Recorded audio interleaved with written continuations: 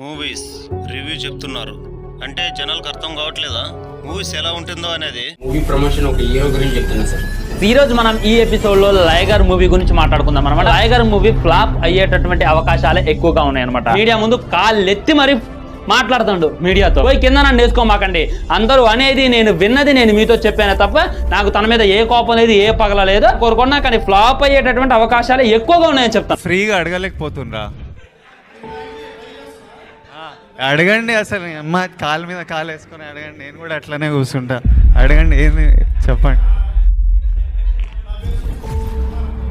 ఇంకెప్పుడు మర్చిపోలేను మీ పేరు. అంతమందిలో విజయ్ దేవరకొండ క్షమాపణ చెప్పి మీ పేరు ఎప్పుడు మర్చిపోలేనని చెప్పాడు. ఈ వీడియో ఎందుకు వైరల్ చేయడం లేదు? మీరు చేసే రోత ఒక మూవీ డైరెక్టర్ మీద పడుతుంది. మూవీలో చిన్న క్లిప్ దొరికితే చాలు 5 నిమిషాలు 10 నిమిషాలు వీడియో తీసేస్తారు. అలా ఉంటుంది ఇలా ఉంటుంది అని దాన్ని కథలుగా అల్లేస్తారు. నేను ఒక్క రివ్యూ గురించి చెప్పట్లేదు సార్, ఇలా అందరి గురించి చెప్తున్నారు సార్. చిన్న షార్ట్ ఫిల్మ్ తీయలేని వాళ్ళు కూడా రివ్యూ చెప్తున్నారు సార్.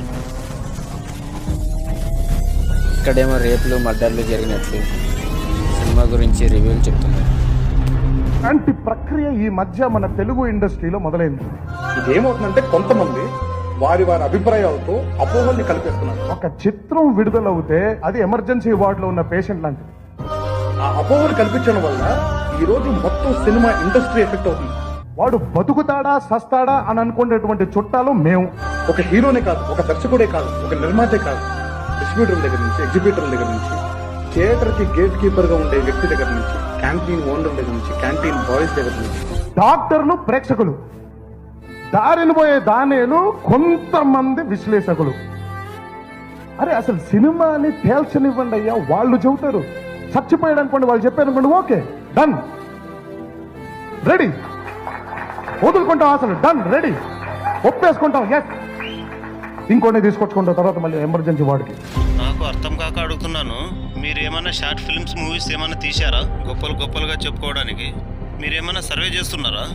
ఏమో తెలియకుండా బాలేదు అనేయడం బాగా అలవాటు అయిపోయింది. మనకు చాలా నెగిటివ్ అయిపోయాం లైఫ్ లో. ఇక్కడ మొదలైందని, అక్కడ మొదలైందని, ఇక్కడ మొదలైందని ప్రతి సినిమాని మనం అందరూ పెద్ద తూకాలు వేసేసుకొని మనం తూకాల ఇన్స్పెక్టర్ లాగా మనం ప్రతి దాన్ని జడ్జ్ చేసేయడమే. కానీ మనం మాట్లాడే ఒక మాట అవతల వ్యక్తికి ఉన్నటువంటి ఆశని ఎంత వరకు దాన్ని దిగజార్చిపోతుందో ఒక్కసారి ఆలోచించండి.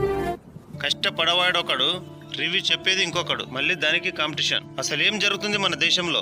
అసలే జాబ్స్ లేవని చాలా మంది బాధపడుతుంటే మీరు చేసే వీడియోస్ వల్ల సినిమా ఇండస్ట్రీ పైన దెబ్బ పడుతుంది.